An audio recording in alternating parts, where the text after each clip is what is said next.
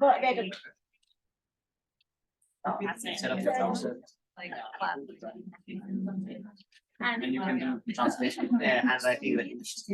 Well, let's go ahead and get started and find a way to get everyone into the room with us. My name is Melody McCoy. I'm the Executive Director of the Gupta-Klinsky India Institute. The Institute created by our founder, who is with us, Dr. Amita Gupta, who is the newly appointed Florence Sabin Professor, and also the head of infectious disease for Hopkins is with us today, and we are very happy to have you here, Amita. She makes all things happen, so it's a great pleasure to have her with us. The Gupta-Klinsky India Institute, our mission is to take all of the activity that's happening at Hopkins that's focused on India, which is a lot of activity. We have over 125 faculty and staff that are working in India on hundreds of millions of dollars of research and other types of grants. And we're trying to create an enabling environment at the university to take all that work that exists, along with all the work that's being imagined, and connect that with partners, great partners throughout India, towards the goal of having substantial global impact. We believe that when you take the best and brightest and put them together in the right environment, all things are possible. We have chosen for the near term to focus in 3 particular areas. We're focusing on tuberculosis and the elimination of that. India having set a goal of eliminating tuberculosis by 2025, WHO by 2030. But we know that we can help kick that across the goal line, especially with the involvement of Amita Gupta. And so we are trying to find the path to have some big impact in that space. The second area of interest for us is education, particularly as it relates to the development of research educators. Hopkins, the first research institution university in the United States, wants to say, how can we support India as it grows that cadre of researchers throughout the nation? And our third area of interest, of course, is artificial intelligence, which brings us 2 points, health and artificial intelligence, along with climate, which is another one of our long-term areas of interest. And how do we pull these pieces together in order to have substantial impact? And so we are very grateful to our 2 collaborators and partners, Indiaspora and also Dasra. Dasra, which Neera will share some more information about when she speaks, is looking to have impact in that nexus of AI and climate, and already working in health, and how do we all collaboratively achieve that? So we have a really powerful panel here that we are super honored, because it seems to me that there is a panel every 30 minutes somewhere in the world on artificial intelligence, but ours is better, special, and more important because of the great minds that are on this panel. And so I'll just give very brief introductions. Their bios are available in information. But we have with us Sanjay Purohit, who is the Chief Curator at Societal Thinking. Sanjay. We have Smisha Agarwal, who is the Director of the Center for Global Health Innovation at JHU. Kate Schneider with SICE, and thank you for sharing your beautiful new home with us. This building is quite amazing. She's a fellow and researcher with particular interest in food systems. Abhidata, also with JHU, is at the Bloomberg School of Public Health and an associate professor and biostatistician. And we have Shefali Mehta, founder and principal of Open Rivers Consulting. And our moderator for today is Neera Nundy, the dynamic and philanthropic and amazing Neera Nundy. And so she is a managing partner at Dasra and is going to facilitate some really interesting conversation. So thank you all for joining us. And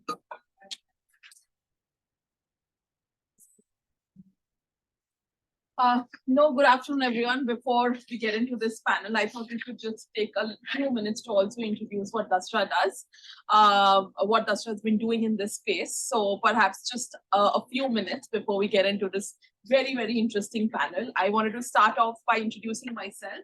I'm Parnasha. I lead the urban sanitation and the climate programs at Dasra. Both of which are actually collaborative platforms, and how we look at them are they're multi-stakeholder collaborative platforms wherein we work with NGOs, civil society partners, funders, government to be able to look at ecosystem changes and to be able to look at ecosystem outcomes with our partners. And today, I think wanted to just start off by thanking the Gupta-Klinsky Center here at the Johns Hopkins University. And like I said, I think before we get into this entire very interesting panel and a lot of esteemed folks who are here, Dasra started about 24 years ago in India, and our entire premise of starting in India was to support other NGOs. So an NGO to another NGO in wanting to actually see how we can support them in their strategic operational leadership journeys. And, over the years, what we've also seen is that our support to these NGOs have actually allowed us to see how the NGO and the civil society ecosystem in India has grown significantly in the last kind of 25 years. And if you look at what our program initiatives have been, we've focused on very niche areas and fields around adolescence, around sanitation, the new being climate, vulnerable children, migrant workers. And the other side of the work that we've actually been leading in India is to focus on our philanthropy work. When we realized that we were working with some of these NGOs one-on-one, supporting some of these civil society organizations, they needed a lot of support in actually fundraising and actually making those connections, seeing how philanthropy can play a role in the kind of work that they were doing on ground. So a lot of the work that we did was actually starting our advisory work with philanthropy to see how philanthropy can actually start supporting the civil society organizations, start supporting some of these very niche fields that we've kind of started to look at. And I think that's how our philanthropy work kind of also evolved over in the last couple of years. If you could just move to the next slide. I think just a little bit of a snapshot as to how we've kind of evolved. Our support to NGOs have actually allowed us to catalyze about more than $320 million funds into the sector in India. We've kind of actually worked with the government very closely with the help of our civil society partners in actually advising in policies and schemes and missions with the government at national and at a state level. And at the same time, we've also had like a lot of partnerships that we kind of, our entire premise of working in India is focused on partnerships and wanting to work with partners like JHU and how we are doing this today here. And I think something that we do want to boast about is that we are a 160 strong team now in India, and a very dynamic young team that we have all working towards some of the fields that I was earlier mentioning about. And I think in the last few years, what we've also realized that our support to NGOs one-on-one, we wanted to be actually evolved to see how it evolves and start supporting fields. So we've actually started to support a lot of collaborative platforms. And when we say collaborative platforms, these are platforms, alliances, working in different types of niche areas, working with multi-stakeholders to see how we can think about outcomes, we can think about changes at an ecosystem level, be it at a policy level, be it, and then ultimately how that impacts on ground.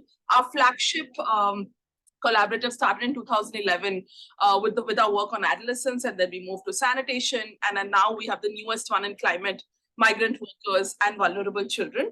And our other side of work around philanthropy continues to grow. So we continue to advise philanthropists in India to be able to advise on their journey of giving, on how they can give to ecosystems partners. And we've recently launched what we called as the Giving Pie, which is India's largest platform that looks at family philanthropy. So it has about 250 Indian families into that network.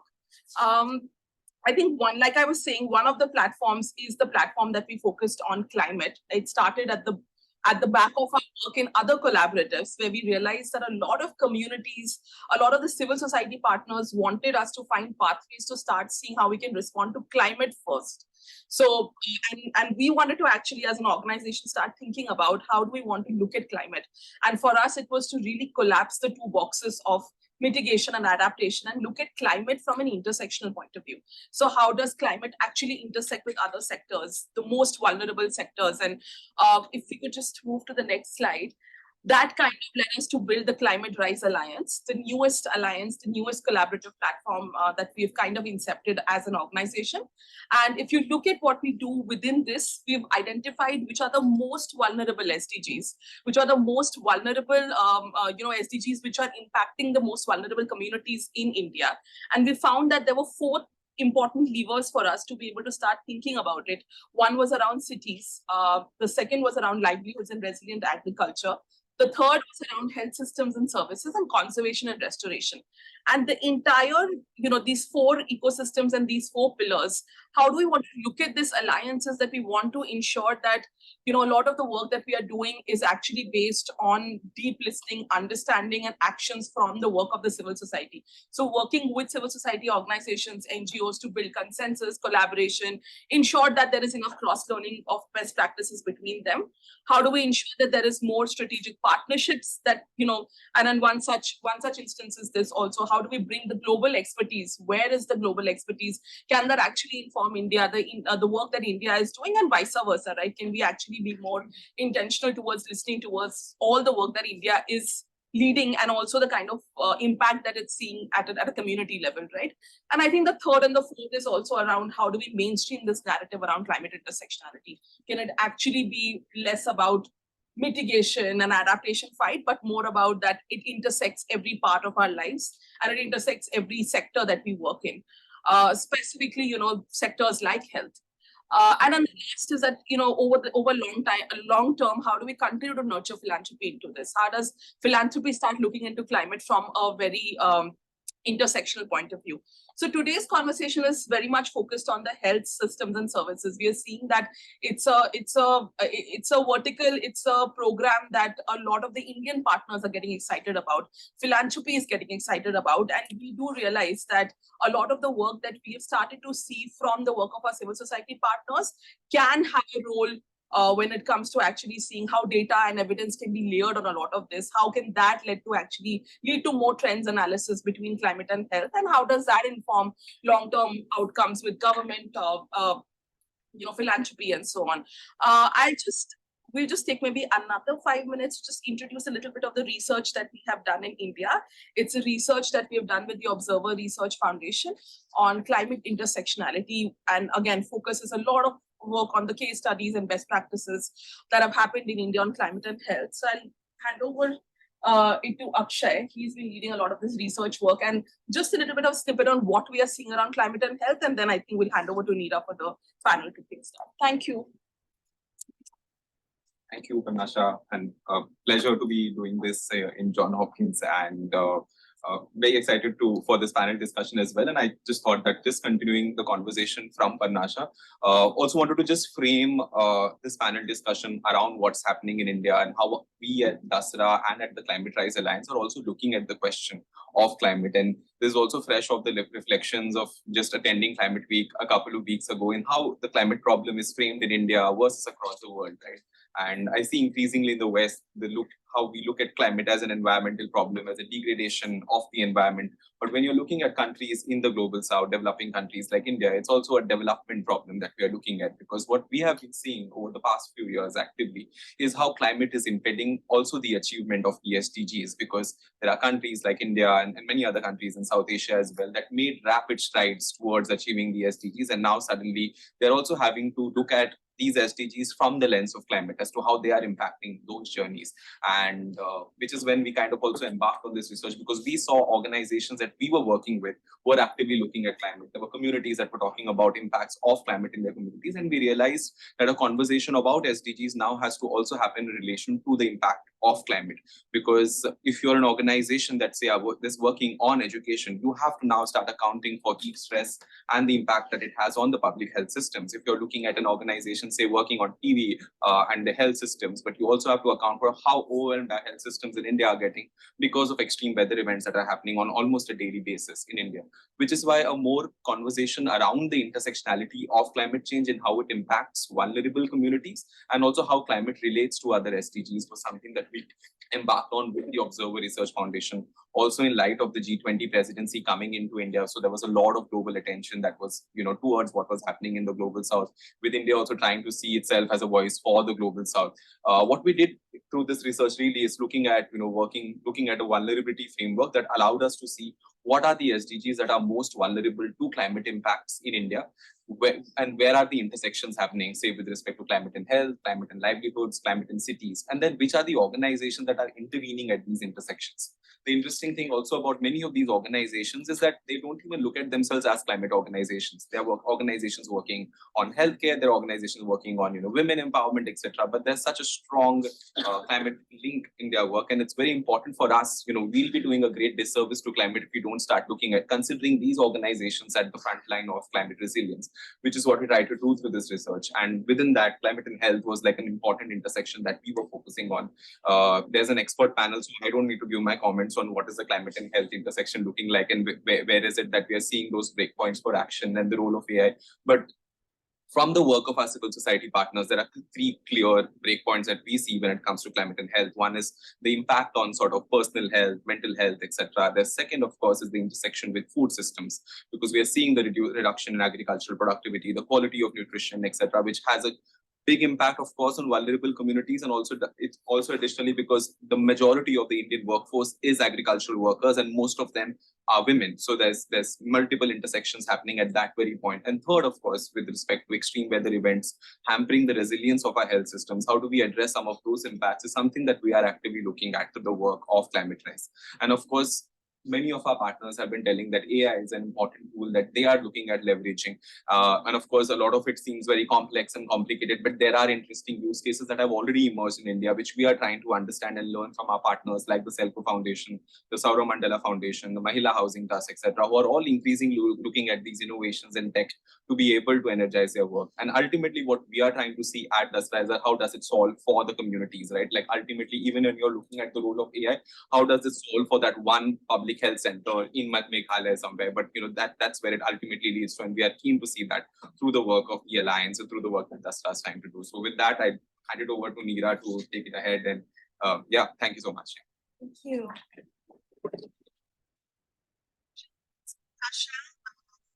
Just to give you a quick intro to this, but we can't do this justice without my panel. So I have to admit, I'm actually very nervous because we're in this institution that is so well respected. And now I'm in this institution with a bunch of doctors. And I know, Sanjay, you don't have a PhD, but I think you deserve a PhD in all that you've done for us and the sector. So we have very, very experienced people here, which is why I'm nervous, which is why I'm not going to take a whole lot of airtime. And so the opening question is really to have you introduce yourself. But as you introduce yourself, if you can really speak to the intersection of climate, health, and AI, how it's played into the work that you've been doing. But I'm really going to push you to think about how have you seen this affect the most vulnerable. So a big part of our work is really to take this to be able to address issues of the most vulnerable really at scale. So as you introduce yourself and your work, and can you maybe highlight within that what's keeping you up at night? What worries you? But can you please not do doom and gloom, like the world's going to come to an end because climate's going to, be that. We know that. But a little bit could be an opportunity that keeps you up at night. But a little bit of, what is a priority is really the intent with that question. And so we're just going to come down this way. Okay then. All right, thank you for that. So I'm Shefali Mehta again. I want to actually thank Indiaspora. So I've happy to be a patron member since 2017, and they're the reason I'm at Dasra and learned of their incredible work, and that has been a cascade to many other organizations. So I'm grateful for that, and these amazing panelists who are here. So I've worked in agriculture, environment, supply chains for a longer time. Again, do these panels is how I have noticed my aging. Which is a good thing. Not so much my aging, but that these panels have shifted and who's here and we're talking about it. So my background is I'm an environmental economist. So when I began this work 20 years ago, this is not the panel that would have been there. A lot of people ask me why I would choose this field. I moved into this field because I was working in a fishing village in Carolina microcredit. My focus was development. And it hit home very quickly when you're living with a village. Every woman we spoke to said, well, here's the bottom line. Our livelihood depends on our ability to fish and the environment. And so 20 years ago, so this is late 90s, early that, life had already changed. So we're talking about it now and we're urgent. The reality for a lot of us, I think, is we recognize these are decades long. We've finally woken up collectively en masse, but it's been going on for some time. So I shifted in to agriculture because of India. And I realized if we want to help development, if we want to help environment, because agriculture also is one of the biggest impacts on global environmental use, it's also often not seen as a solution, which is something that I think is one of the low-hanging fruits that we've been leaving. So my work really is around that. And I think, when it comes to people are like, you're an environmental economist, why are you talking about health? And so I think of it this way: as humans, there are 4 things we need to survive: air, water, food, and sleep. When I just left the Biden administration, I'd give this speech and say, the USDA can help you with 3 of the 4, right? Air, water, and food. Sleep, you're on your own. And now that I'm back to my private company, I'd say, no, actually, that's not true. I've actually shifted my business model because all 4 go in concert. And I'm really happy to hear how Dasra is approaching it, because I think it's spot on with this intersectionality. So if we look at air, water, food, and sleep, we have direct impacts of climate to all of them. So you almost think of it as systems 2 levels. There's the direct impact that I think is something that we are going to speak a lot about. And that could be everything from air, massive increases in temperature leading to heat waves. The piece that you think of it from a systems lens is a secondary. And the secondary is how it exacerbates and throws off your entire system underneath it, right? So if you think of air pollutants, India has some of the worst in terms and volume pollutant cities, right? So now I think it is the #1 driver of life expectancy shortening for all Indians, right? I think 5.3 years comes off the table with pollutants in Indian cities and India across the board. So it's actually, I think it's beating out cardiovascular disease, unfortunately. So if you go and say, we already had pollutant issues, well, what is climate change doing? It's a whole cascade. Okay, well, we're using ACs more, we're driving differently, we're seeing greater changes in how we're eating, we're shifting to compensate, which is then having a cascade on effect, which is that. So there's these 2 levels to everything. We can do this for water. So we have huge issues in water shortage we already experienced. Well, now we're saying, well, in terms of that, we're going to look at things like, are there places where we're having to either shift, these are intersected, agricultural production because of water use, a lack of potable water that's available. What about water temperatures rising? So a huge issue both in oceans and freshwater systems is that we've seen, unfortunately, a massive decrease. And I think I saw somewhere something like a 49% drop in marine wildlife. I think that's globally for the last over about 15 years is what the estimates are. So some areas are more affected because of what is happening with the temperature and what it does from everything from plants to oxygen use. You're seeing major changes both in the water quality to all the communities that depend on it. And then I think in terms of food, can explore that more, but overall in agriculture, this is happening across the world. I'll say that India gets interesting. India is an incredible country. It's has almost every crop you can think of. It just has such biodiversity, every ecosystem. So you grow, if you think of go down the map of India, we grow so much. We have all these microsystems. The majority of people, as you noted, we have a huge population of agrarian workers. Most of them are women. And so again, prior to these maybe increasing effects of climate change, we were already in a situation where we were not growing enough in a healthy enough way to feed our population. What we've seen is, so agriculture, if I really boil it down, it's a recipe, right? You want to get the recipe right. You have the right seeds, the right soil, the right water, temperature, and generations of farmers, you've learned a way of doing it. As soon as a variable changes, you have to relearn a recipe. And if you get it wrong, you have to redo it maybe a year later. For a subsistence farmer, getting it wrong means starvation, and it means a host of issues. So when you take more of those variables and throw them off, which is what's happening across the board, but we're really seeing this in India, your entire recipe for production starts falling apart. And we're still learning the extent of that. And it's our research isn't keeping up maybe with the pace that things are going. So you have this pretty significant, again, food kind of broadly We also have the issue of the actual nutrition of the food itself. We're starting to find in many places has declined as a result of climate change. So again, these are those cascade effects. And finally, I get to sleep, which I haven't gotten a chance to talk about as often, is actually really important. It talks about our overall health, so our ability to sleep and mental health. And I think of and health overall. So obviously, if you're not getting enough air, water, food, none of us in this room, and I think we can probably all individually speak to the moments when this is off for us and what it does to our beings. On sleep, and it affects our sleep. Well, on the mental health side, there's, I think, a pretty significant rising awareness of eco-grief. So for who, nice to see, and who in here actually works directly in environment or climate in some way in their work? And I see a show of hands. Okay, a few.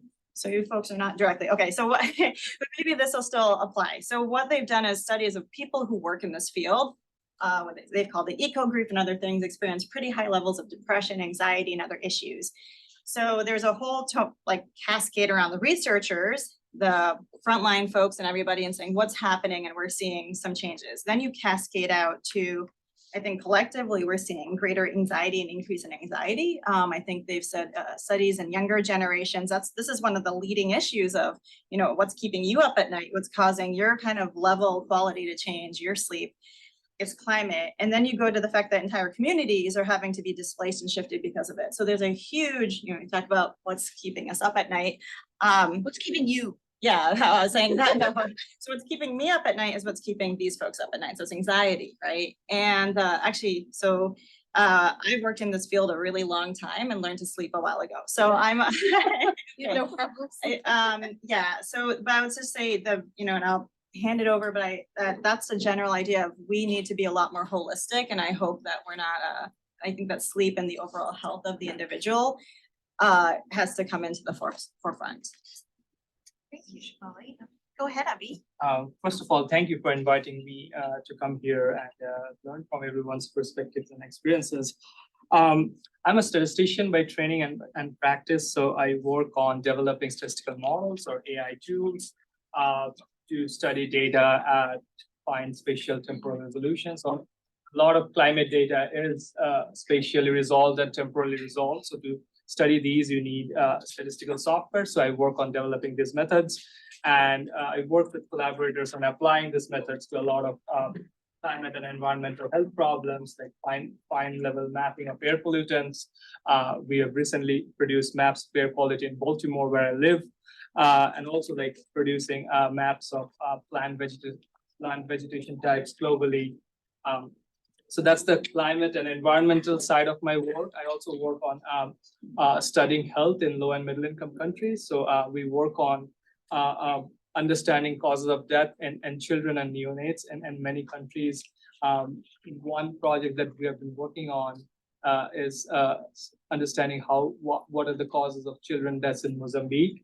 And there we have realized there are a lot of gaps in the data that kind of prevent us from kind of getting good information that will help us come up with intervention. And that's same of a lot of climate and health and the intersection of climate and health.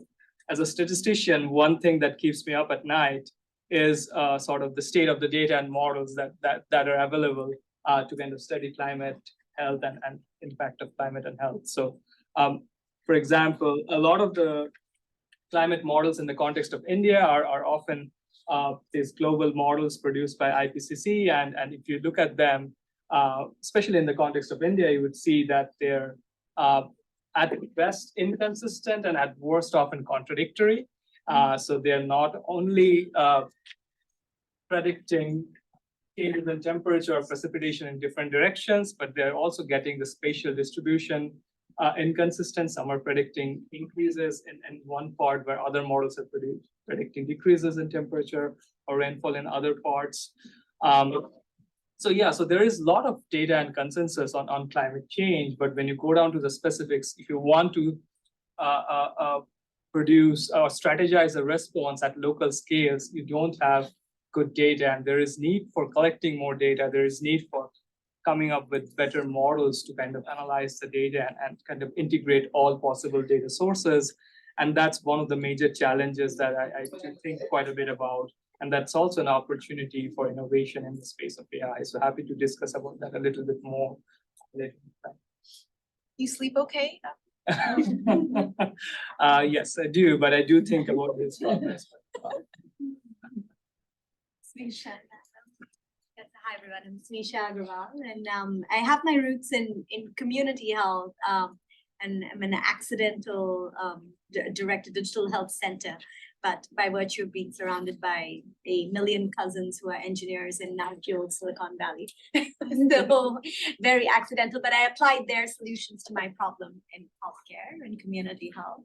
And I think in thinking about sort of some of these linkages, I was reflecting back on one of my earliest studies in community health. It was in an arid region in India, in a place called Jamkhed, which is known for its strong community-based programming that within the first decade yielded a 70% decline in under 5 deaths and under 5 mortality.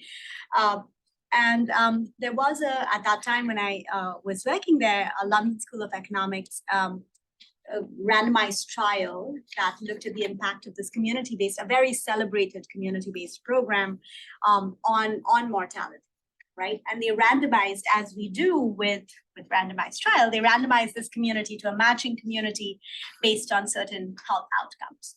What they did not control for is access to water. And in the years leading up to the outcomes, there was a huge drought in this region. And so to everyone's shock, what the study showed is that actually where the program was had increase in mortality rates. And the sort of debate became that actually you did not measure access to water and the distance that individuals walk to access water, because this is a drought-prone region. And so I think fundamentally we understand that our health is inextricably linked to the environment that surrounds us. Maybe another example, and this is like part of my early training when we lived in the community, was going around the fields and being quizzed about the life cycle of maize, of every crop, right? Because, and I'm a city girl, so I have no idea about the life cycle of any crop. But I learned very quickly because they said, I was told that, you know, there is no way you can understand health if you don't understand the livelihoods of people, which is, again, inextricably linked to how their crop grows. Right, and how, and if the crop doesn't grow, as to your point, then their lives are sort of, you know, health outcomes are sort of a distant dream.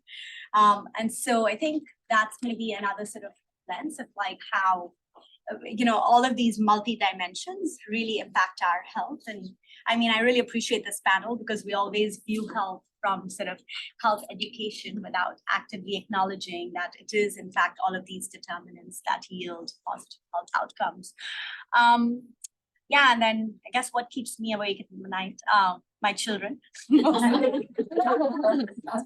what gets me really excited to wake up is the fact that we're having these conversations and we have increasingly sort of access to information, access to data where we are having these critical conversations. So for years we've known that health is inextricably linked to all of these factors, right? Yet when we see malaria, we offer pills or we offer insecticide, you know, some IRS treatment, leaving those thatched houses with no sanitary conditions, with the same sort of access to, you know, mosquito infestations.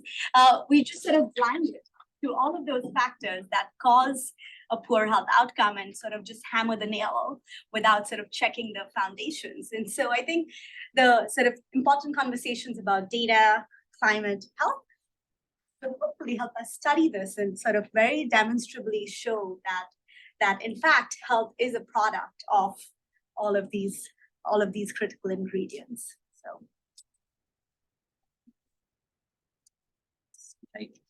my name is Sanjay. I'm based out of Bangalore in India. Thank you for having me. Such a pleasure to be here. My work is only 7 years old because 2016 is when I decided to start a new 25-year project. It's called Societal Thinking. I'm in year 7. So whatever I say today should be considered as a second grader's response because 7 years you get to the second grade, right? and still have 18 more years to graduate. So it will take time. All of you know about that very well. But my work essentially is focused on a important inquiry because everybody has invested substantial intellectual energy into how do we scale what works. So you do something, try it, pilot it, RCT it, and saying it works. Now, how do we scale it? And the question that I am working with is what works at scale? Because something that works may not work at scale, and something that scales may not work. So the question is what works at scale is the inquiry that I'm on. And the real answer to that, so lots of people will ask me saying, oh, really? So what works at scale? I'm saying, I don't know. And I think that's the right answer because no one knows what works at scale. And the reason why no individual knows is that what works at scale is large scale complex networks. Because that's who we are, that's who we are born of, and that's where we shall go. And so I try to understand networks, different kinds of role of technology, AI in building networks, different patterns of ecosystems. Because if we have to solve a problem, India is not short of scale. We're a country of 1.4 billion people now. Then we have to work with large scale networks and complex systems rather than trying to prove something and then telling everyone, go ahead, replicate it and work. Because I use this anecdote saying an elephant is not a big mouse. And 2,000 mice don't make an elephant. If you really want an elephant, you better design the embryo of an elephant. And so the question is, how do we make scale into a design problem rather than into an implementation problem? That's my field of work across climate, healthcare, education, livelihoods, and gender equity. I work with almost 100 organizations across 16 countries, thinking about this question. We are not consultants. I'm myself a not-for-profit organization by design. And the intent is to push people to think and get back to second grade saying, don't think that you found the answer because what you found may not work at scale. And what brings me today here is this conversation around climate and health. And I think climate, as you know, is centered around the idea of carbon. And carbon has 4 bonds. And hence I look at carbon and its intersection with health, carbon and its intersection with education, carbon and its intersection with livelihoods, and carbon and its intersection with equity. And that's how I approach this entire topic because they're deeply interconnected. And what keeps me up at night? Not much. I am known to be sleeping for only 4 hours a day for my entire life. Potentially due to some genetic mutation, hopefully. But the question that really keeps me awake at night is a famous quote by a mathematician called Alan Bartlett, who said that the biggest shortcoming of the mankind is its inability to understand the exponential. And so we don't understand exponential effects. And that is why we think linearly, we try to solve linearly, but the world is not a linear world. Whether it's climate, whether it's health, whether it's livelihoods, everything is multiplying. And we are trying to solve with linear equations. What keeps me up at night is when would we be able to appreciate what does it take to solve exponential problems with an exponential response? I had done a simulation on how do we solve the water security crisis of India. And talking with the whole ecosystem of NGOs, I looked at all their solutions, did a mathematical simulation that if we did what they did at scale, it will take 50,000 years to solve it. And I think that is the equation that everybody misses, that if we just do what we're doing and do more of it, we have no understanding of what does it take to deal with an exponential transformation. So that's what keeps me up at night, that everybody's thinking linearly and fighting problems which are not linear in nature. I'm so inspired by that. I forgot what I was going to say. I'm Kate Schneider. I'm a research scholar here at the School of Advanced International Studies, which has its home in this beautiful new building, which I feel like I must also say is on the ancestral homelands of the Piscataway and Anacostia people, because it is Indigenous Peoples Day. And we are very grateful to have this beautiful place to call our new home. I am an agricultural economist and public health nutritionist smushed together. So I work on food systems, and I my work kind of touches on a little piece of what everyone else has said, except I feel like they said it better. But starting with the systems piece, food systems and changes in food systems are needed to achieve every single one of the 17 Sustainable Development Goals. They all depend in some part on something happening in the way that we produce, process, move, transport, allocate to wholesale, retail, and select and consume food, and what we do with the waste. And so food systems are an enormous complex system.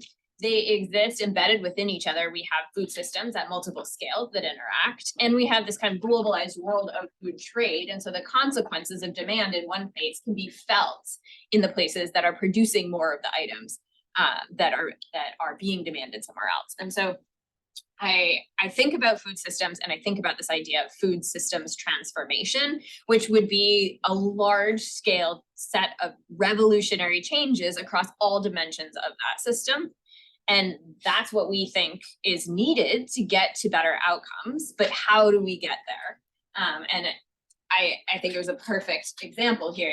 Doing lots more of what we're doing is not going to get us there. And so I think that's one of the things that certainly keeps me up at night. Two other areas of my work. One is around labor in agri-food systems. And I think that's something that hasn't been brought up yet, but I think a lot about what is going to happen to this huge cohort of youth that are coming up in South Asia and in sub-Saharan Africa. They need jobs.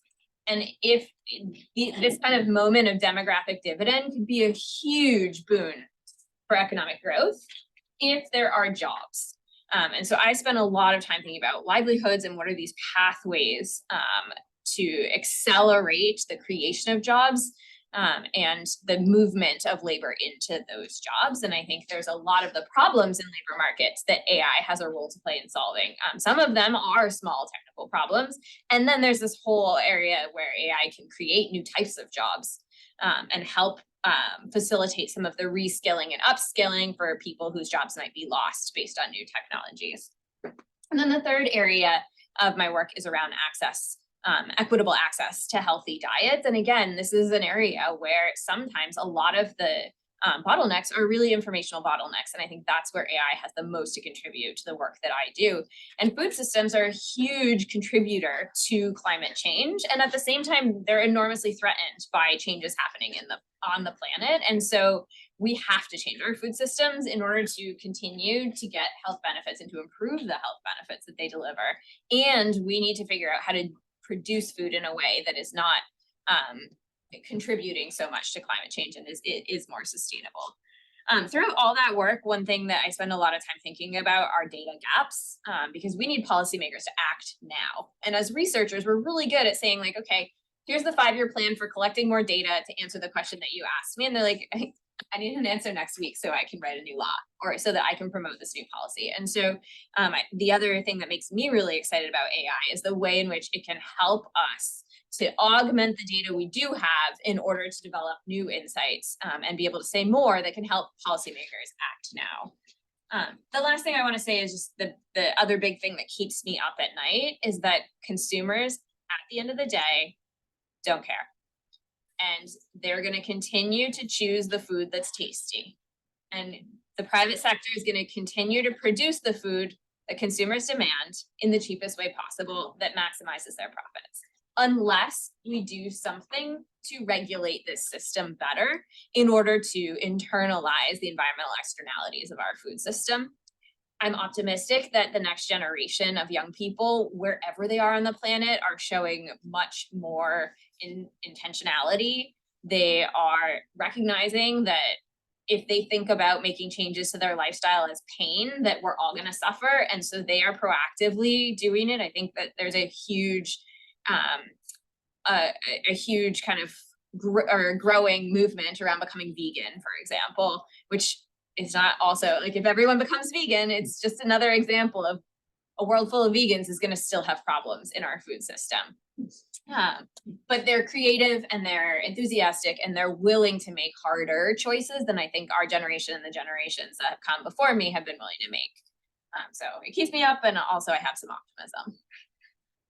Thank you. I think we've really highlighted sort of climate, health, and the intersection. I want to push us sort of for this next round to really double click on the role of AI, more because these kinds of conversations, often when we talk about AI, it's very difficult in our sector to relate to it. How is it really relating to the more, vulnerable communities? Again, in the context of India, in the context of Asia as well. So I'm going to come back in this in the same round, Shefali, and sort of start with you. Sometimes we really focus on health being, food, nutrition, what we traditionally look at typically in the health sector, but make the AI piece sort of come alive for us as to how we should explore this. And we've made the intersectionality feel quite obvious, but the way the structure of our sector is, the way the world works, it's actually quite siloed, whether it's funding, whether it's how we actually implement on the ground. So if you can sort of plug some of where you see the role of AI, that would be great, and we'll come down. Yeah. Awesome. And that's spot on. Like it is, I love the sentiment of our panel, and then we line up the reality, as you said, Neera, is that we are still very siloed.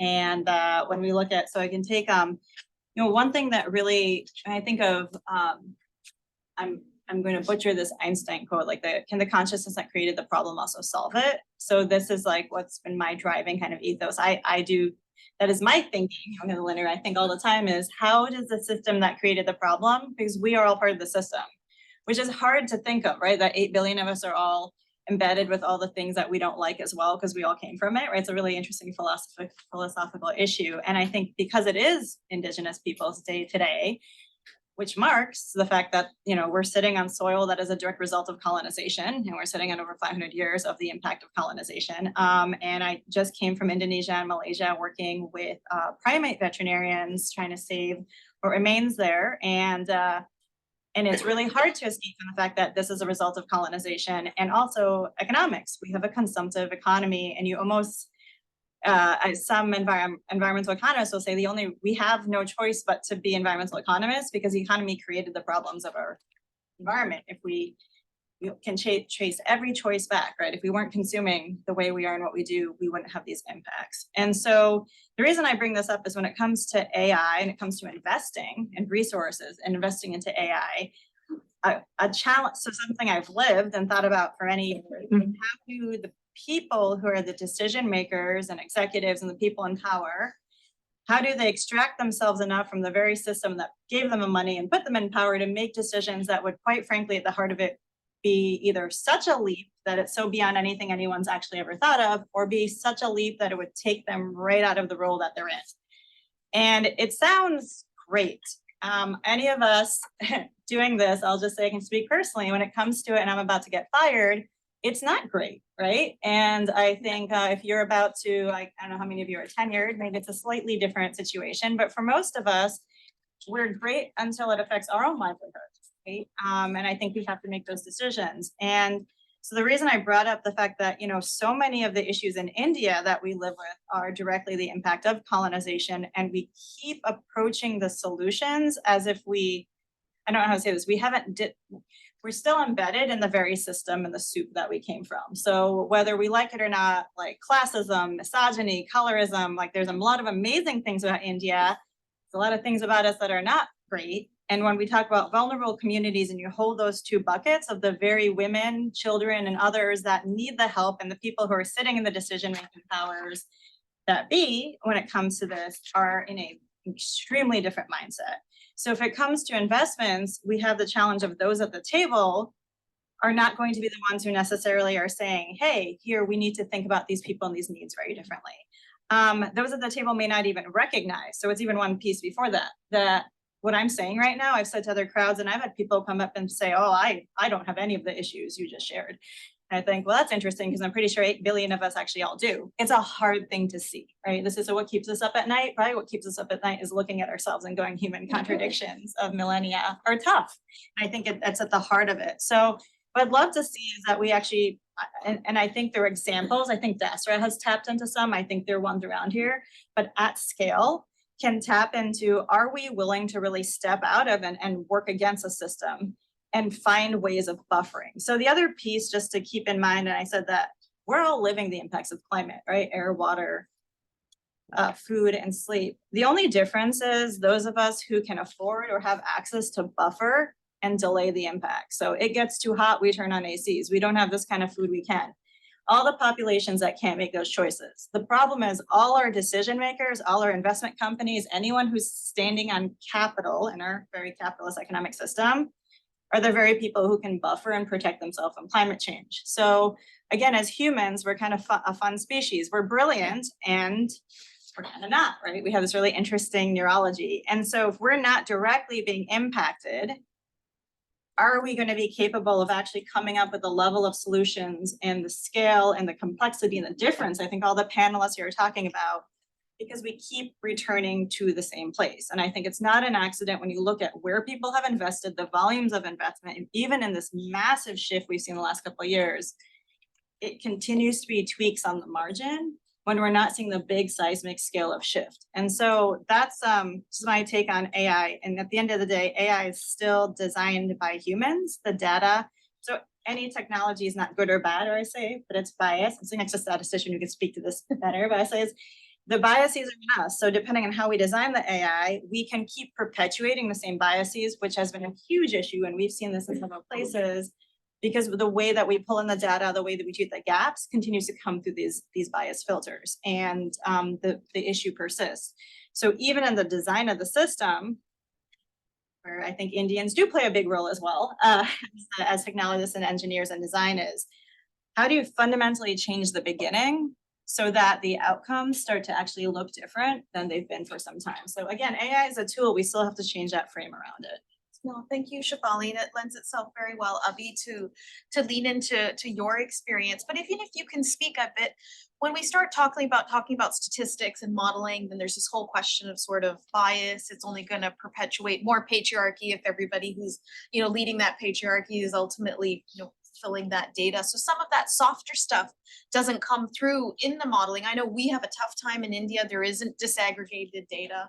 We're looking at all women or all girls and huge age groups. You're really not able to tailor the policies to what Kate was earlier saying. Have you seen things that are working, but also things that we should be cautious of, as Shefali was speaking to, in terms of your experience? Yeah, I think there are a lot of both challenges and opportunities of AI, and you mentioned the bias issue. That's very much there, but it's the bias in us when we are creating the AI algorithms. The AI itself is not biased inherently; it's we are creating them. So the logic we are putting in can be biased when applied in other contexts. So maybe I can give a couple of examples that serve as both a use case and also a sort of a cautionary tale about AI. So one of the use case I have been involved in recently is creating this high resolution air pollution map. So I live in Baltimore. There is regulatory data on air quality in Baltimore, but at one site within the city. So we get no idea of what's the spatial variability of air pollution within the city, which is, it's important to know that to understand which communities are being exposed to a disproportionate extent, and what are the steps we can take in terms of policy to kind of mitigate that, but there is just no data. So there has been recently a lot of progress in technology, and there is this low-cost air pollution sensor that have become very, very popular in US and in many other countries. And so there is an operating network in Baltimore that's measuring air quality at more than 40 sites. So we were thinking, oh, this is great. Now we have data instead of one site, we have data at 40 sites. So that really improves our ability to kind of infer about exposures at finer scales. But then there is really no free lunch. When we looked at the data from these low-cost monitors, they're very biased because they're cheaper devices, right? So that comes at a cost of the data not being very accurate. So that's where AI comes in. Like we can kind of evaluate those biases and correct for those biases and produce maps using the very small amounts of high quality regulatory data and data from a large number of locations from these low-cost sensors, but which are very biased and noisy. And we create statistical models that were able to kind of fuse data from these sources and create maps. So that's a nice use case of AI. But then there's also cautionary tales. So one project that I work on is evaluating these causes of death in children and neonates in Mozambique.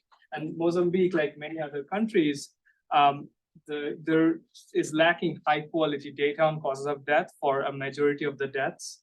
And what often happens is that the government or some program does like a field survey where they go out house to house and ask if someone died, and if they died, what were the symptoms manifested before death, and records those responses. And those responses are then passed through an AI software, which then gives a predicted cause of death. And that is often being used in sort of the health metrics that are published by this country. So we were planning to use the same protocol using this AI software to kind of get the cause of death from the survey data in Mozambique.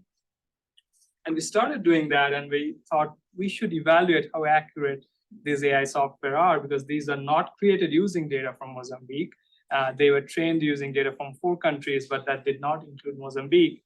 And so when we evaluated it, we saw that they were less than 50% accurate. So there is like huge biases because there are specifics to what the data is being collected by workers. So there is sort of cultural differences across countries and how you ask questions and how you respond to questions.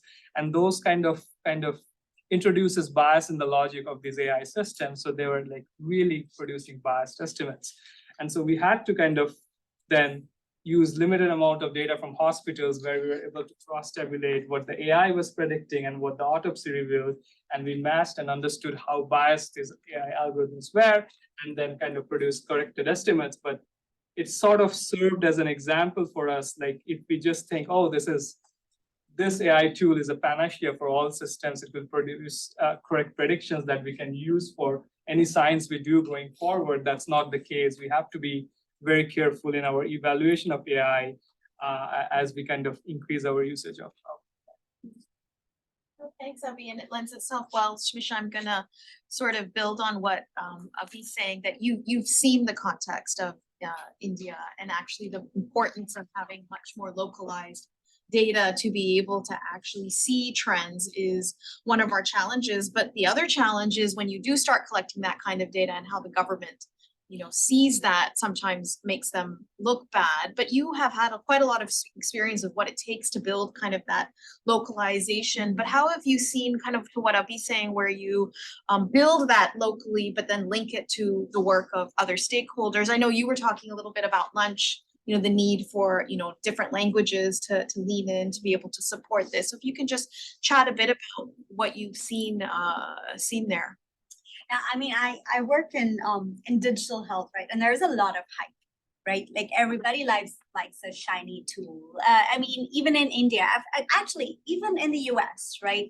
Around COVID-19, there were all these apps, right? And state departments were infiltrated with app developers and requests for a shiny gadget, and they had their own criteria. They wanted the local developer.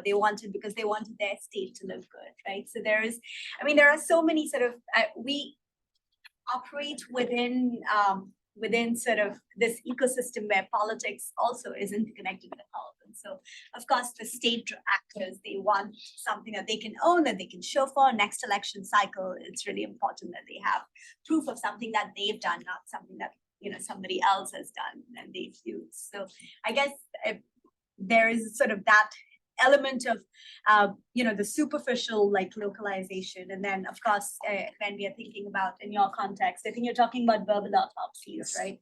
So it's the verbal autopsy data that can be actually take cause of death, which cause of death in India is different from cause of death in Mozambique, or from even within India in different settings based on what some of the social determinants and the reasons or the typical sort of sequelae are that results in death. And so I guess something that I'm always concerned about is in digital, there's this concept of fragmentation, right? And there was a UNICEF map 10 years ago that showed that within the same district in Uganda, so Uganda is very donor-friendly country, it's English-speaking. So within the same district in Uganda, there were over 45 minor digital implementations. UNICEF, USAID, all the donors of the world, and the right arm doesn't know what the left arm's doing. The healthcare workers are collecting on their phones, multiple apps that these are like semi-literate healthcare workers are now using multiple phones with multiple apps to please multiple donors. And, to the point that the government basically put a moratorium on all donors from doing anything digital. I think with AI, we stand the same risk. We have to just really lead with caution. We've got this shiny toy, we've got a hammer, and we're looking for a nail to figure out like what is the problem we can solve. And we've got to change that conversation around and say, is this a problem that is solvable by AI? Often paper can work well. AI is not the solution to every problem, right? So I guess that's, but it's hard to do that because I think we're in a school of like development where development is big, right? But you know that as scientists, we're all trying to sort of inject AI somewhere in our work because it's a fundable solution at this point, right? So I think that's yeah. But I'm not sure if I'm like speaking directly to your question, Neera. I think there is, of course, a lot of hope. So and the hope comes from at least the way I see it in the digital world, is that there is access to smartphones at a cost that is a fraction of what it used to be, access to data packages. It's huge because from a health perspective, it empowers citizens, right? Like typically health is driven by the healthcare sectors, but access to phones where citizens are accessing healthcare on their phones empowers citizens. It changes the power dynamics. And so there is lots of applications of AI and climate on just this.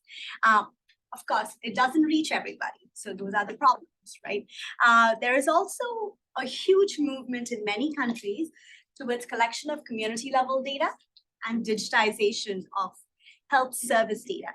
These are huge because, and they're built on, to our earlier conversation about digital public infrastructure, they are built on the concept of digital identity. Because in many countries, we didn't have a digital identity, right? Like we didn't have an identity at all, let alone a digital identity. So that's the equivalent of a social security number, right? And so countries are just beginning to introduce over the last decade these digital identities. And what that allows in the healthcare sector is to have longitudinal records and then also to link multiple sources of data. And so that's hugely, tremendously powerful. And so you'll see that some of the innovations that are hopefully helping health outcomes are actually not coming from the healthcare sector. They're coming from other sectors, right? Like these are other sectors. And so this collection of community data and digitization of health service data offers huge opportunities because what it allows us to do is connect multiple data sources. So when a community healthcare worker goes out into the community, she can enter GIS location, right? She can enter access to where is the well, where is the household. She can link the household to that specific location. So now we have a household with a digital identity linked to a well and to their GIS location.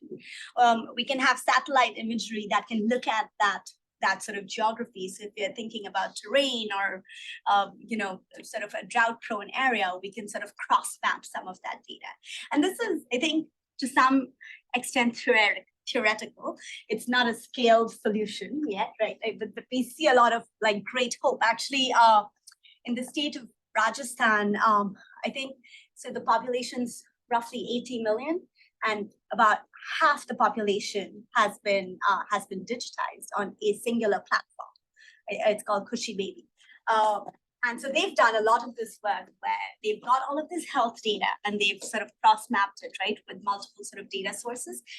And that's when we can start to really look at the interlinkages between the social determinants, environmental determinants, agricultural determinants, and health outcomes.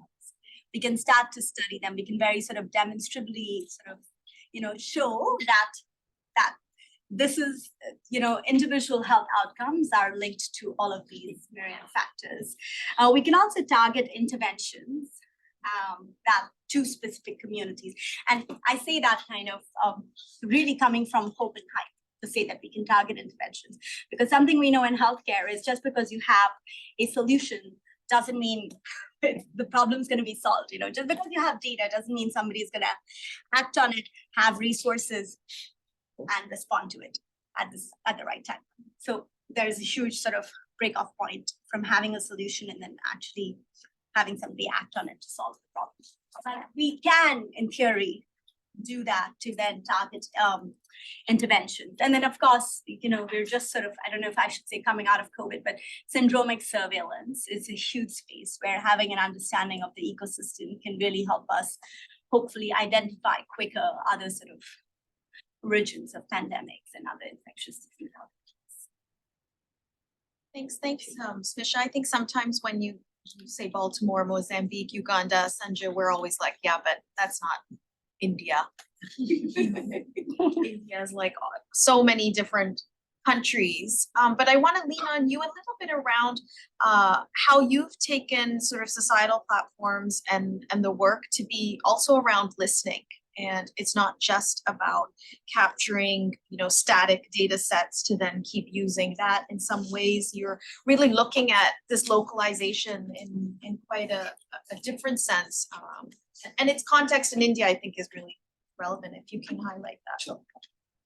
I think building technology businesses, my association with AI goes from the formation of the idea many years ago, and I had been deeply aware and connected with the OpenAI movement when it was being whiteboarded.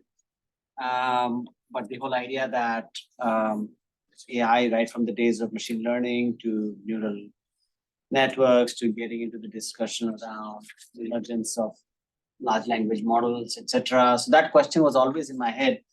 One advantage of living in India, or I should not use probably the word advantage, but one aspect of living in India is you drive 2 hours in any direction and you'll be in the midst of a vulnerable community.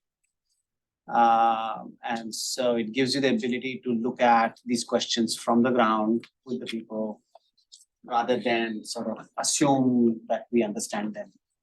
And the third is having a solid philanthropic support from a technologist allows us to do a lot of do cycles. We are very hacky because these are new areas. So unless you're hacky, you won't get to something. It's not that it's very clear, very solid, very designed. It's very hacky. You have to try stuff.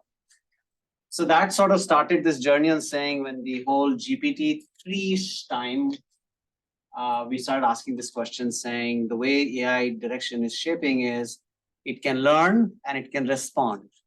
So you can feed in a ton of information, trillions and trillions of different facets. And then if you do good prompt engineering, if you're thoughtful about it, you can ask it to respond. But it does not listen, right? Because when I was in villages in Bihar or in Rajasthan or in the Naxal areas, which are the trouble town areas of eastern side of India, is GPT has no idea what goes on there. It's just clueless, right? Why is it that they are suffering from TB, or why is it that they cannot deal with certain diseases while cure is known? And GPT doesn't know. And not only GPT, any AI model doesn't know, right? So it doesn't listen. And second is it does not resolve, which means that typically these systems are designed to be stateless, whereas the question is, there is a situation, it's real, it's emerging, it's evolving. So we need it to be more mindful and more stateful. And these systems are not designed to be very stateful. Now, of course, with GPT-4 onwards, there is a bit better understanding and retaining the context. Otherwise, they lose the context, right? You ask it the question once, and if you come back after 2 months and ask the same question, it might give you potentially completely different answer because it does not remember what it told you last time. But the reality is not like that. We have lives at stake where you can't go back and suddenly change your answer because you forgot what you said last time. And so we started working with this idea saying, how do we make it listen? And how do we make it contextual? So that led us to a bunch of work around tuberculosis. India is a country where 1,400 people die of TB every day. And it's a disease for which the cure is known. But Royal School of Medicine came out with this construct and research that it takes 17 years for clinical research to reach patient outcomes. And so it's a knowledge diffusion problem. And how do we use AI for knowledge diffusion? It's a huge issue of context and local context problem. Does it understand in what context is it saying something? And third is that Is it really improving the agency of the community? Because unless there are behavioral changes, it's not only about medicine, it's not only about treatments, it's not only about protocols, it's about behavior of people and the relationship with their environment and health and so on and so forth. So the first thing we built out was make AI listen. So we built a bunch of listening tools. Listen to conversations, listen to contextual information, and learn to listen before you say something, right? So that was interesting. We worked on a project on listening to calls between doctors, listening to conversations of farmers, and intentionally without any personally identifiable information, no case histories, no individual names, but just listen to what are people talking about, because listening is a way to understand behavior of systems, right? As to what's going on. I have strongly always believed that voice of the community is data. It's not what you collect through forms, or it's not what you collect through surveys, etc. The voice of the community is data. And so we started listening, and it started showing up some very interesting facets around what were they talking about, how are things progressing. When a disease progresses, the narrative of the community and the conversation of the community progresses. Things change. They talk about, this is happening again and again. This happened to my friend. This is happening. But you have the ability now to be able to make sense of it. And then we started looking at saying, today it's GPT, tomorrow, who knows, BART defeats GPT, and it's like A versus B, it's a sling match, right? So we said we can't depend on any one AI model. We have to make it model agnostic. So our entire design was saying tomorrow it could be anything. And as we are headed for more and more open AI society, who knows what will come out next? Everybody's investing. It's trillions of dollars that is being put behind. We said, don't try to match the $1 trillion. We can't. Learn how to do judo. As to whatever comes out, direct it to the problem, and don't worry about A is better than B or B is better than C, because in the end, anything is better than nothing.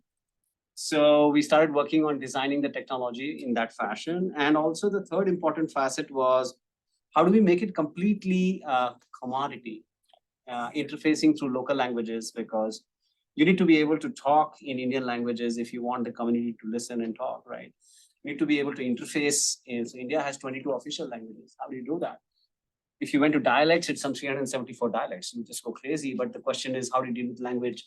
How do you talk to an AI through WhatsApp and not through some chat GPT app or some special purpose app? Because that's what people have. People have WhatsApp, right? A healthcare worker.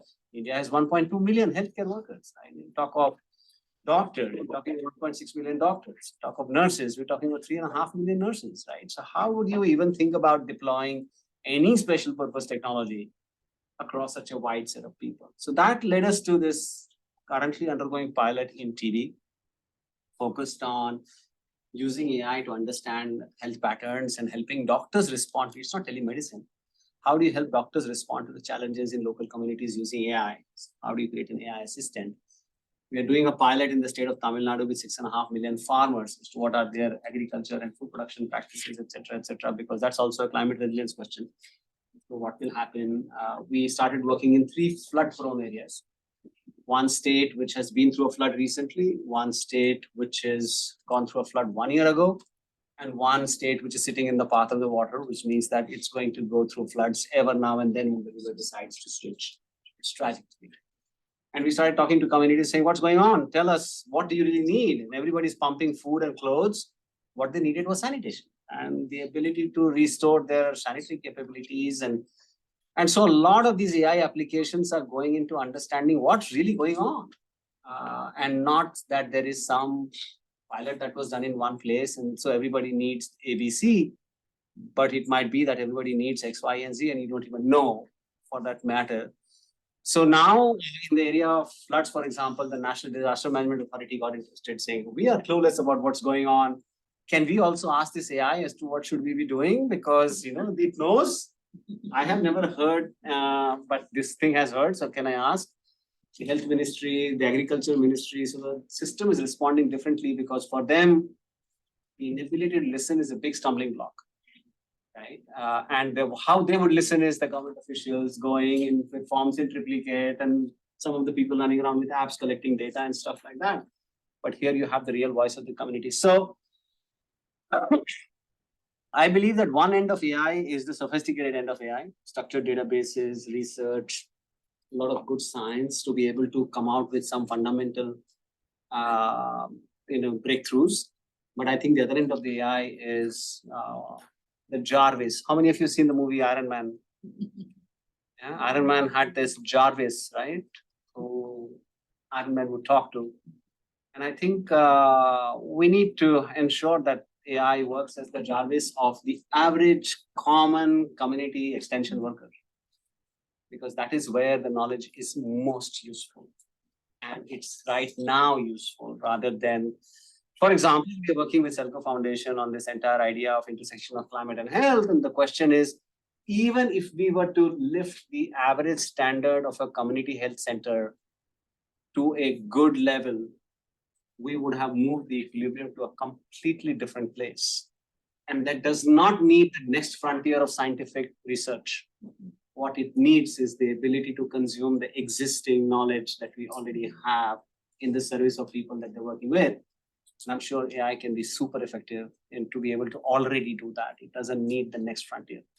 I think one end of work is the next frontier, but I think the other end of the work is really putting it to work on the ground in the hands with common people who actually are trying to solve the problems on a daily basis, because they will face them today. Last year, India had 379 climate disasters. That's more than an average a day. So it's here, it's now. The health crisis is here and now. I just gave you TB. If you go through cancer or there among some, you have, I'm sure you have more statistics on health than I do. But the question is, we need it now, and AI is already here. There is no future that we need to plan to. It is a present that we need to start responding to. Thanks, Sanjay. I'm gonna come to you, Kate, and then I'm gonna open it up for questions. So please think of your questions for my panelists. But Kate, you've heard sort of everyone. I don't know where you want to place your comments specifically, but I know you spoke earlier about the role of policy. And we talk a lot about India being very strong in its policy, but very weak in its implementation of strong policies. But I think there is also a larger question of, when you look at the intersection of sort of climate as it affects the most vulnerable, should they be compromising, their own aspirations? And sometimes there is a role for, there's this whole conversation around sort of just energy transition that, in India, everybody said, forget it, we don't want to talk about this because it shouldn't compromise the economic growth for the country, especially for the aspirations of the most vulnerable. And so we actually don't have a whole set of policies, let's say, that are able to come into the intersection, but also the role of where AI is for the most vulnerable. I don't know if you have any thoughts on that, but I know that you're very well situated in the policy side as well as sort of the equity side. Sure, I can say a little bit. I mean, starting with that big question of the ethics and the equity, I mean, those are going to be big political questions that every society is going to grapple with. Problem is, we live in this very globalized world, and to a large extent, these tools are becoming globally available immediately. And I think just coming back to where we started, these tools have been built by people who've benefited essentially from the systems that have created the inequities we currently live with. And so unless we're being intentional about building them differently, their widespread application, when just kind of let free to roam, is more likely to perpetuate those same inequities than it is to somehow dramatically disrupt them. It would take intentional action to do the latter. I think that that's something that we should be really holding the designers of these technologies accountable for. But again, that's a political statement, because we need policymakers to make that a priority. We need constituents to demand that of their policymakers and to hold them accountable, and to hold the private sector accountable, who are largely the ones building these tools. I think I have a couple of areas of concern that I think everyone else has already echoed around issues of ethics and equity when it comes to AI. The biggest one is representation. Whose data are feeding into these models to begin with? And in some ways, that seems like relatively low-hanging fruit to tackle, except that their data, the people whose data are missing, are because they're the people for whom we've had a harder time collecting data for a long time. And so what makes AI so appealing to me, and the ability to creatively fill some data gaps, in a short amount of time is also their limitation, because they've all been trained on these models with giant data gaps. And so I don't know how you reconcile that, because I'm both hopeful and a little bit pessimistic. Who benefits from these tools? I think I have a lot of hope that a huge amount of this work has happened in the open science world. And even with some open source application or like open source, some people building these tools are pursuing them in a manner that is open and making their source code open. Access, I think that becomes both a technical and a political question, because some countries are forbidding access. I was just on a call this morning raving about how ChatGPT taught me how to code something really fast that I was struggling with, but it allowed me to deliver in time for this meeting. And I was talking to a colleague who's in Cameroon. He's like, well, great for you, but I'm not allowed to use it. And I was like, well, you don't need to use it, but also like, you can't have access if you have a similar problem. I've really benefited from access to this tool. It's made me faster. It's allowed me to deliver on a timeline that would have been infeasible before. I think the other thing that I worry about, like I said, I work on labor. And so that's another big piece that I worry about, is if these tools are going to displace jobs, we need to be really forward thinking about that and how we manage those transitions in a way that is just. There are always winners and losers throughout history when there are dramatic changes, dramatic economic and dramatic technological changes. I think we have reached a point where there's enough people on this planet who aren't willing to accept trade-offs in other people's well-being anymore. But it does get hard when it comes to our own personal choices. And at the end of the day, we are 8 billion people making individual choices. So we need policy to put some constraints around what those choices can be. That's one of the fundamental roles of government. And so some of the policies, this isn't my area of expertise, so I just did some reading yesterday about kind of what are some of the people much smarter than I am promoting as the policies that could help kind of put this together. So I do want to call attention, in the area of food systems, there's some great new work going on at the University of California, Davis. They've just opened an AI institute for next generation food systems, where they're working on a lot of the applications in the food system space that I am definitely super excited about.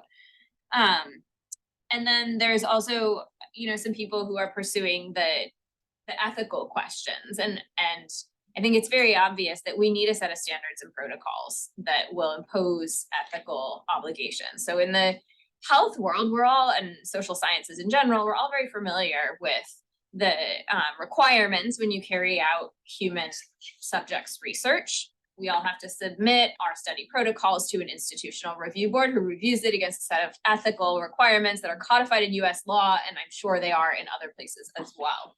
We need something similar for when you're working with people's data, so that there are adequate protections in place and systems and protocols to ensure that any new shiny application is going through the same set of standards that is questioning whether or not ethical responsibilities to people are being upheld, that it's the same principles that you would enact. So the benefits outweigh the risk, and respect for people's autonomy and agency and personhood is not being dismissed. I think the EU is definitely out at the forefront. As with many technologies, the EU is quite cautious. So I work in agriculture and I used to work at the Gates Foundation. So people's favorite question to ask me is, what do you think about GMOs?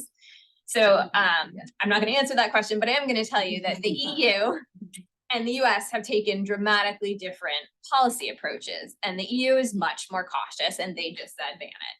Ban it because we can't prove that it doesn't have any irreparable harms. And the US is, well, we'll let it go. And then once we see it causes harm, then we'll say don't do it anymore. And so with AI, I think the EU has kind of taken a similar approach where they've put these pretty heavy-handed policies in place. But I think that we have a lot to learn from them, and perhaps their precautionary approach may be more apt or appropriate in the context of AI. They've also, their data privacy laws and the right to be forgotten, I think, are things that we want to start thinking about in other countries as a way to ensure that there is ethical application of these tools. I think that was it. Oh, the one last thing I did want to point out is that the Office for Science, Technology, and Policy at the White House is now going on a advocacy campaign to start promoting a Bill of Rights for an AI-powered world. And so they have some terms around what they think that could look like. And so that was sort of what I kind of crowdsourced from the world that made sense to me and had sort of parallels to the work that I do, and I think can help us all move forward. Thank you. Thanks, Shefali. Thanks, Kate. Shefali, you wanted to just add something around data privacy. And I don't know if Sanjay, you want to add something also specifically about India, if there's anything there. I was Yeah, just go ahead. actually thinking, so India Digital Green, who I think Dasra has worked with, and I had a chance to meet through Indiaspora a bit, and is working now with Open Team. So if folks are in the US, but Open Team, part of it's because India actually has done quite a bit around data policy with the digital locker, and there's actually a lot more that we can learn from. And I think Sanjay, you guys are having, and all of you guys have been working with. It does change the way we work with it it is different from the US and it's different from the EU, I'll say, working in India. But there's a lot of, I think Digital Green is a great example of how you can go in. I think folks here maybe have worked with them as well. What Open Team has been doing with Digital Green is they're working on this data privacy of providers. And I think one of the applications will be India. So I think for folks here who are in it, I think it's Open Team is an open ecology. It's a bunch of basically any organization you can sign up. I've signed up, we're all part of it. You can join them. They do open system center design. But the reason I bring this up is if it's agricultural based, but because the general tenet they're writing around kind of data privacy, data assets, data protection, and the fact that Digital Green is able to bring, along with some other Indian partners, information in, I think is a great place to look at as an active lived example of what it means to have both the power, because that's what we spend a lot of time talking about, the power of the data that can train the tools, while the core focus is democratization of data and data privacy. And that one actually does align with existing policies in India. So that might just be interest of folks here. You already mentioned Digital Green, but one thing that started to happen in around 2017 is we realized that the speed at which an economy like India is digitizing data would become a big question. We knew that AI is on the horizons, etc. We started working on an architecture called DEPA. I don't know if you heard of it, but it's called the Data Empowerment and Protection Architecture, which essentially the idea was that either some countries are using data for surveillance, I'll not name countries, or they're using it primarily for commercial purposes, or they're using it for safekeeping and nothing. But the real question is, how do we use data to empower communities and help them gain agency on their lives and improve their lives, besides all the other use cases of surveillance, governance, etc. That's how the idea of DEPA was born. A bunch of principles were written on how do we architect systems of the future. For example, now it's been implemented across the financial systems in India. It's called the account aggregator, where essentially the whole idea is that financial data, what does it mean to keep financial data safe and secure? What's the meaning of consent? What's the meaning of privacy? An organization called Consent, Sahmati in Hindi is consent. An organization called Sahmati was set up, which essentially is a consent fiduciary. Think about stock exchanges and the role they play in regulating the stock markets. What's the role of data fiduciaries in controlling the data environments of a country? And so that has been an interesting evolution and evolving very, very fast now, of course, with AI and all those kind of things. But the idea is that data purpose, protection, and privacy are three important elements that you have to do such that the society's benefit is not withdrawn while the rights and responsibilities are protected, right? Because one could go into this right to be forgotten end and then not be able to do anything for people, or the other end, surveillance the hell out of them. Both are not okay. So what is the right way to look at it? And like I was mentioning, that scale is a design problem. We think that data empowerment is a design problem. We are trying to patch up systems later on when things fall apart. But designers, like you mentioned, are not thinking in the beginning, and they're designing as to what will happen when it grows up. How are you going to deal with it? And so, yeah, I would certainly urge you, it's an open project, so you can look up all the guidelines of the EPA online. So take a look and you'll get some interesting thoughts around how do you really architect large-scale national systems which can empower the society rather than either do surveillance or completely lock them out. Some questions? Yes, please go ahead and then I'll come. Yeah, go ahead. Hi. Introduce yourself also. Hi, my name is Talvin Jacob. I'm a program manager with JPIGO. I wanted to know, especially with regards to applications of AI for research, data analysis, data cleaning and such. I mean, from the little bit that I know about AI is that it's a black box in terms of like, you can't actually tell how to arrive at conclusions. And with, you know, some of the core tenets of the scientific method being transparency and replicability, how do you incorporate the use of AI into data analysis and research with those limitations?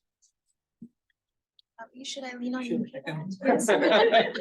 Great question. I do think AI is an umbrella term that includes a lot of things. It includes this very large and possibly black box models, like very deep neural networks and things like that. But it also includes very carefully thought out parsimonious statistical models. So it includes a spectrum of things, and really what you should use depends on the needs of the scientific problem you're trying to address.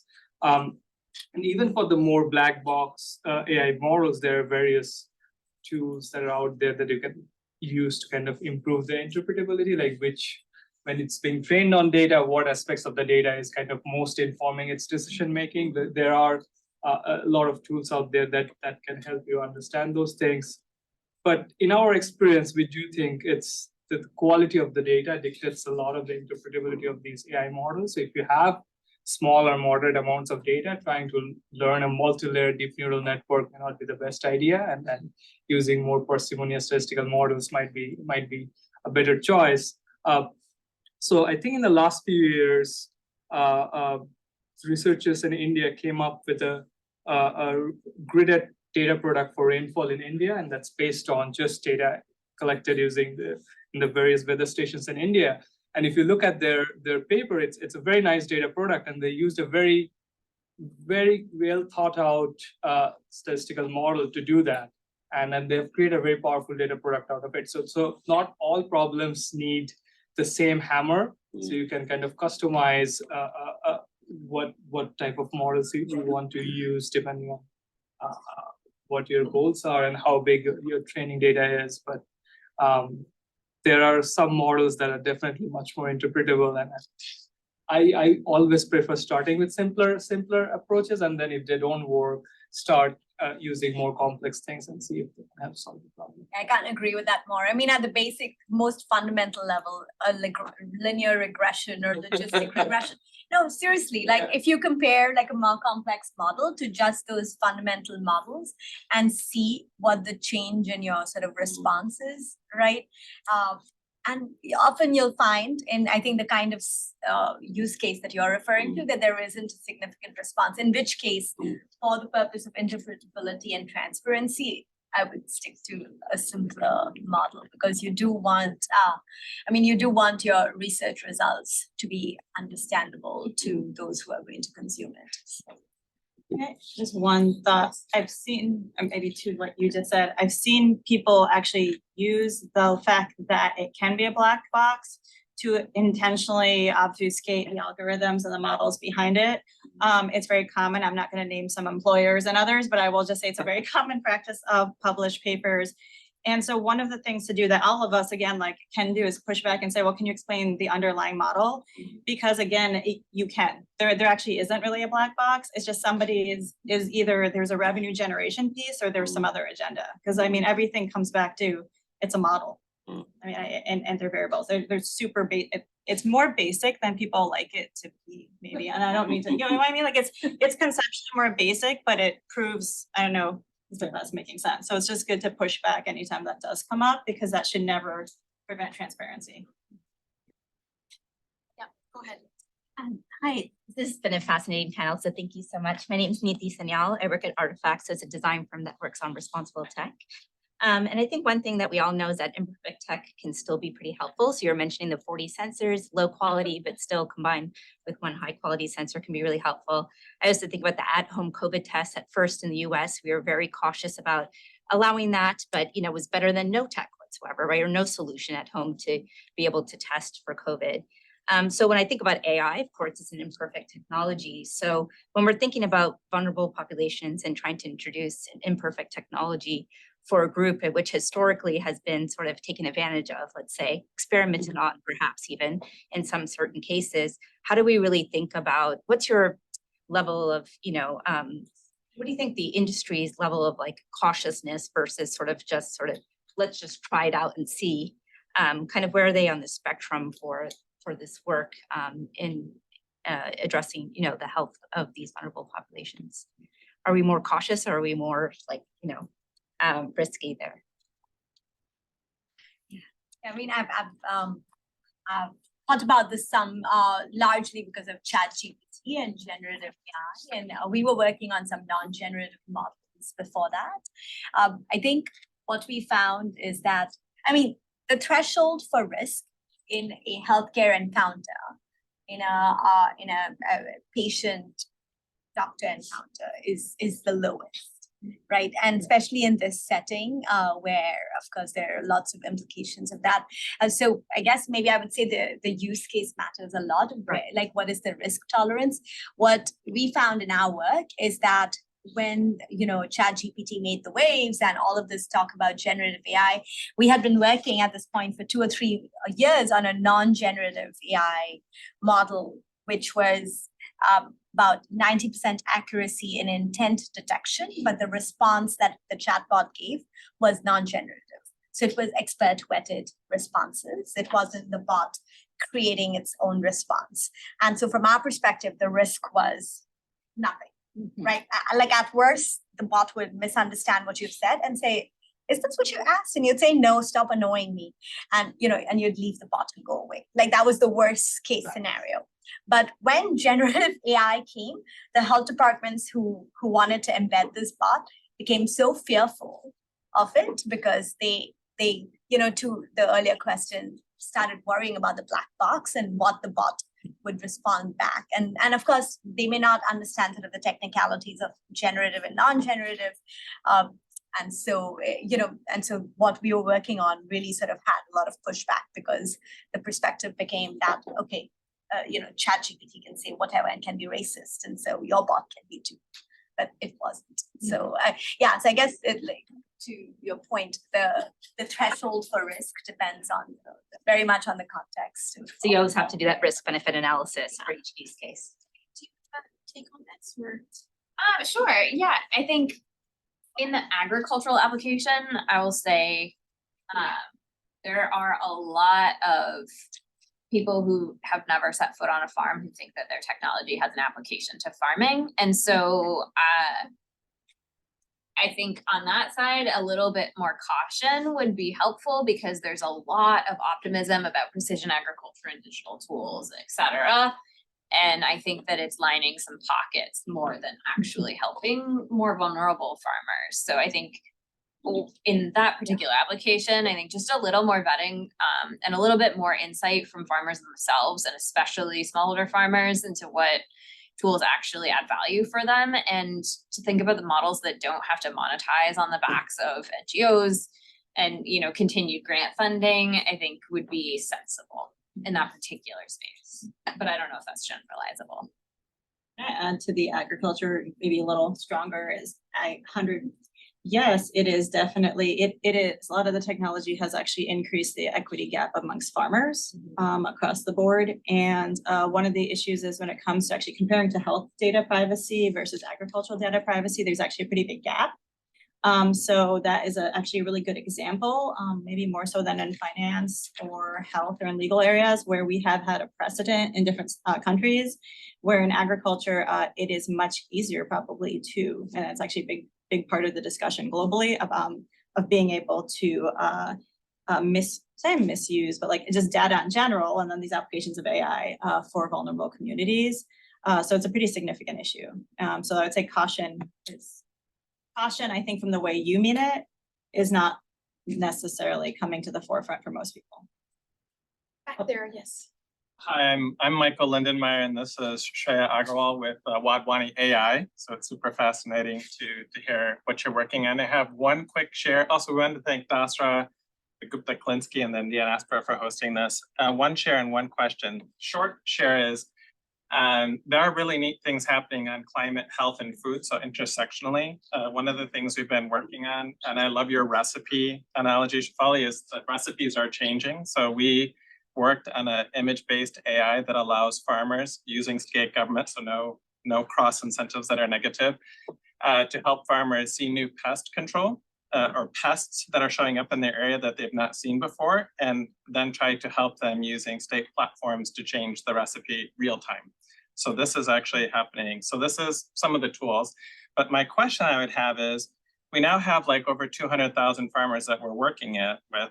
Are you, and whoever wants to answer this, seeing intersectional problems get funded in your research? Because we now have these 200,000, wouldn't it be great if we could say, and now here are the help things. So we do open source all of our AI, and we would love it to be interoperable, but I would love to see if you're seeing problem sets come to you that are intersectional and get funded. But maybe it's happening, maybe it's not, but we'd love to learn and listen. I don't know who wants to answer that, but I can categorically say there is not enough funding for intersectionality. Funders are still very siloed, very tagged, and part of our mission to bring out the intersectionality is to educate funders on move money in this way, and you'll sort of accelerate change, but it's very slow. But let me not be a damper on others. Kate, go ahead. I definitely have something to say about this as well, and it's maybe not the most optimistic take. I would say in the application of digital tools, I don't have an answer yet, but I have an analogy from a decade ago when all of the donors started talking about, okay, well, we've got these projects tripping over each other literally in the same place, doing similar things, doing different things, but why can't we build these kind of universal entry point platforms into communities? And so then they started layering on lots of objectives into single projects that those projects were totally incapable of delivering on and knowing what they were doing. And also it was like putting a huge drain on staff to implement these projects, to, do an agriculture project. Oh, and by the way, now you also have to deliver a nutrition education and behavior change communication. Oh, and by the way, you also have to make sure you sign people up for digital financial services all at the same time in this one visit to a household, when really you're talking to a pregnant mother and all she wants to know about is how she can get a prenatal care appointment, right? So I think that's the challenge.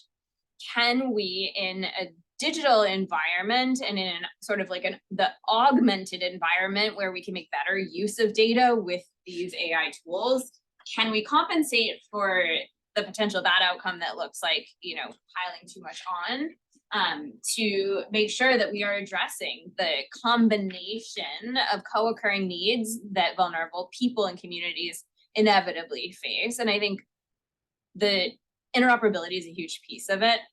One thing that I was working on before I left Gates, and which I think still remains in the universe of pipe dreams, was to think about if we could develop kind of agricultural modeling tools that did everything that we have, these sort of large scale bioeconomic models that are like an integrated trade model and also like a crop model, and it tries to estimate what would happen if you induce some sort of change economically or biologically and what's available, what happens, how food moves around the world, how much is there, what happens to poverty numbers, hunger numbers, etc. And all these models are really combinations of components that theoretically you could break up and make modular. And there's kind of competing universes of modeling tools that address the same questions that have been built by different people and with different data going into them. And so the idea was, can we break all that up, make it interoperable and modular? And it turns out it's really hard to break up existing tools and build interoperability. And so it has to be designed in from the beginning, and be intentional to be able to be something that you can link up with different types of data and other tools. I may add, the visual that comes to my mind is a farm versus a forest. We're very good at converting forests into farms. Trust me, we are not good at converting farms into forests. And that's what happens, is that when you get an intersectional area that's like a forest, it's a multivariable complex problem, like a forest is.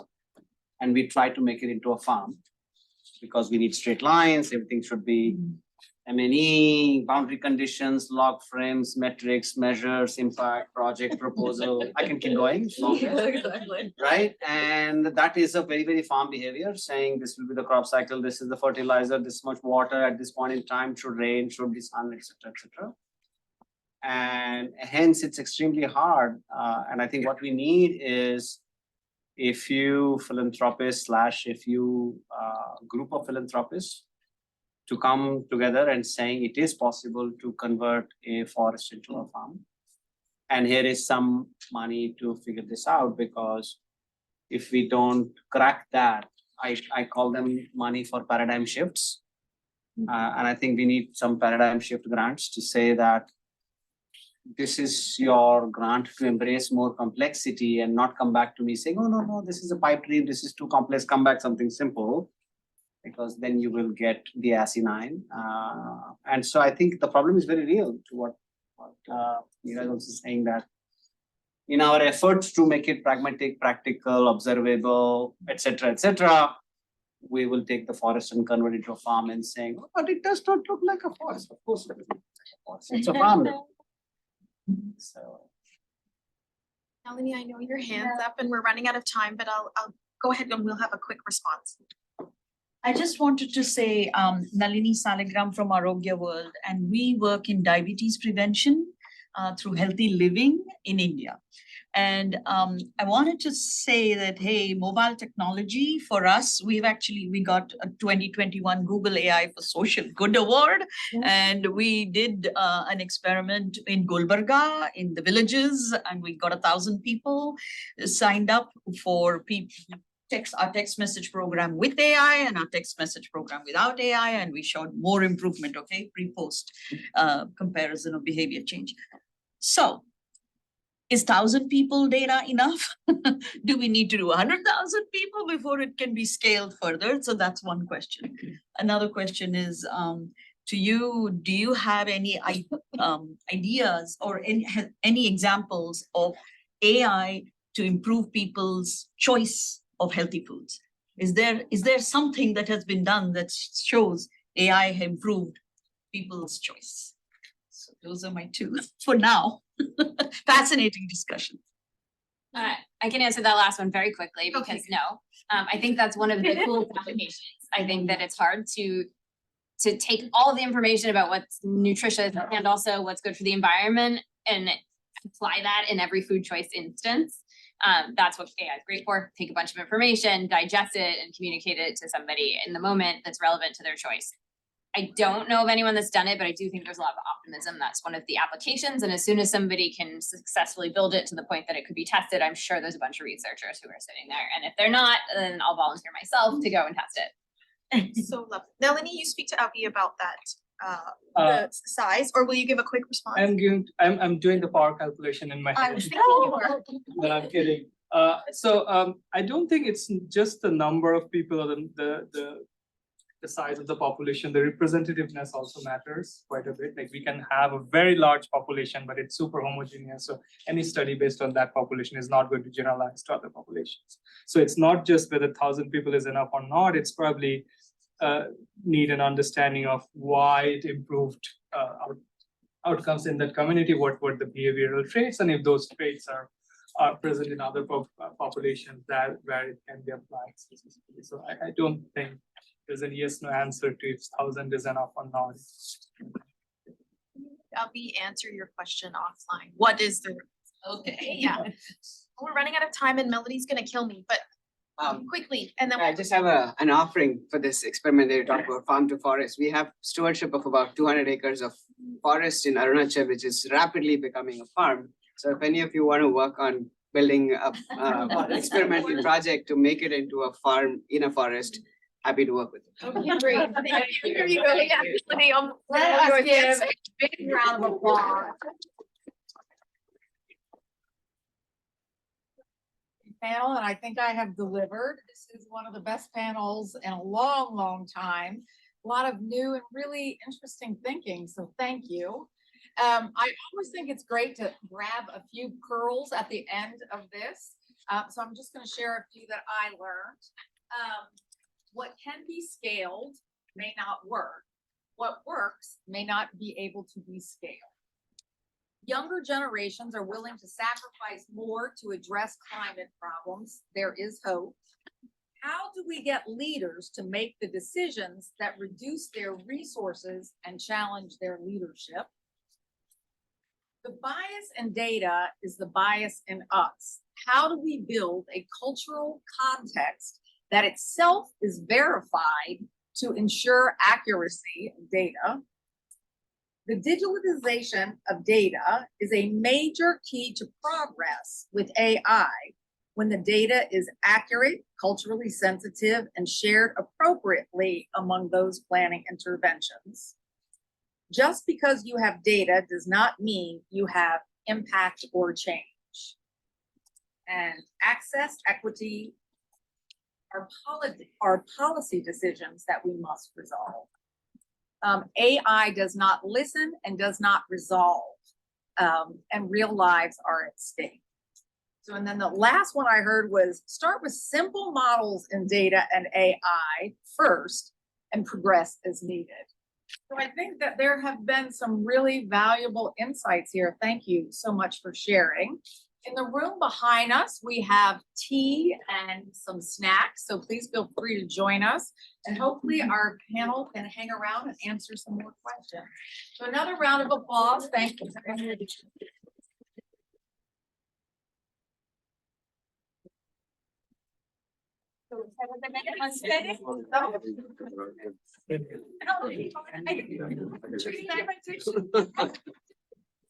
Little AI. Yeah, I was running out of space. And also probably can't, yeah. Also probably can't leave it actually. Well, it's great, like, it's not like. It's like, I usually. In August, that's when I came to know that it's leaving. I can't believe you did that. After you helped me, I wouldn't.